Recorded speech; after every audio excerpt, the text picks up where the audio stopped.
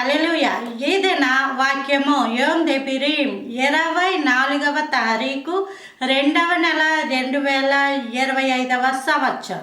మన దేవుడు ఇస్తున్న చక్కటి మాట యోహాను సువార్త 2వ అధ్యాయము 16వ వచనం. పావురములు అమ్మువారితో వీటిని ఇక్కడ నుండి తీసుకొని పొండి, నా తండ్రి ఇల్లు వ్యాపారపుటిల్లుగా చేయకుడని చెప్పాను. ఈ మాటలు చెప్పింది ఎవరు? సాక్షాత్తు యేసు ప్రభుల వారే. ఆయన ఏమని చెప్పారు? దేవుడి ఇల్లు అంటే దేవుని మందిరం, దేవుడు నివసించే ప్రదేశం. ఏకంగా అక్కడే ఏం చేశారట? పావురములను అమ్ముతున్నారట. మనుషులు పావురములను అమ్ముతున్నారట. పావురము అన్నది పరిశుద్ధాత్మకి గుర్తు, ఆశీర్వాదాలకి గుర్తు, శాంతికి గుర్తు, సమాధానానికి గుర్తు, విశ్రాంతికి గుర్తు. అలాంటి పరిశుద్ధాత్మను అమ్మేస్తున్నారు. అంటే ఎంత ధనం ఇస్తే దేవుడికి ఇది చేస్తే, దేవుడికి అది చేస్తే దేవుడు మీకు అద్భుతాలు చేస్తాడు. అది వ్యాపారపు చేస్తారు. కానీ దేవుడు దాన్ని ఏం చేశాడు? అక్కడ త్రోసివేశారు. వాళ్ళు బయటికి పంపేశాడు. పావురాన్ని బంధించి ఉంచడానికి కానీ, ఆ పావురాన్ని ఒకరికి ఇవ్వడానికి కానీ మనిషికి అధికారం లేదు. అందులో పాలు పంపులు ఎట్టి పరిస్థితుల్లో ఉండవు.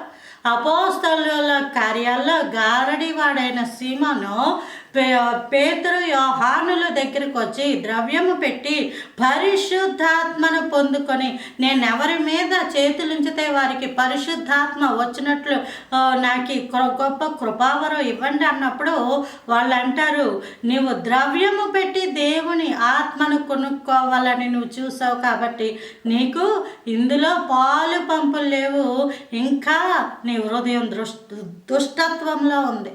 దేవుడి పరిశుద్ధాత్మను మనం ఎలా పొందుకోవాలి? ఆయన సన్నిధికి చేరి ఆయనతో సన్నిహిత అనుబంధం ఉంది. ఆయనను ఆరాధించినప్పుడు అది వరము అన్నది ఒక మనిషి మరి ఒక మనిషికి ఇవ్వలేడు. God is gift. దేవుడే వరం. కాబట్టి దేవుని మనం సమీపించినప్పుడు ఆయన దగ్గర ఉన్న వరాలు ఆయన ఇస్తాడు. కాబట్టి ఆ వరాలు మనిషికి ఇవ్వడానికి వారసత్వం కాదు. వరాల మీద మనిషికి అధికారం లేదు. అది భ్రమ మాత్రమే. ఇది ఆస్తి కాదు, భ్రమ మాత్రమే. ఇది ఆస్తి అనుకోండి, వీళ్ళ తర్వాత వాళ్ళ తర్వాత వాళ్ళు అని వచ్చేస్తారు. కానీ వరం అన్నది ఆస్తి కాదు, దేవుడిచ్చే ఉచితమైన కృప. కాబట్టి పావురములను అమ్ము వాళ్ళని దేవుడు మందిరంలోంచి వెళ్ళగొట్టేశాడు. నీవు ఒకవేళ భ్రమలో ఉండి ఇవి అవి కొనుక్కోవచ్చని అనుకుంటున్నావేమో, అది దేవుని యొక్క చిత్తమో కాదు. మరొకటి ఏంటంటే, అటువంటి వారిని దేవుడు మందిరంలోంచి వెళ్ళగొడతాను అని చెప్పాడు. వ్యాపారపుటిల్లుగా మనం చేయకూడదు. అట్టి కృప దేవుడు మనందరికీ అనుగ్రహించును గాక. Praise the Lord. ఆమేన్.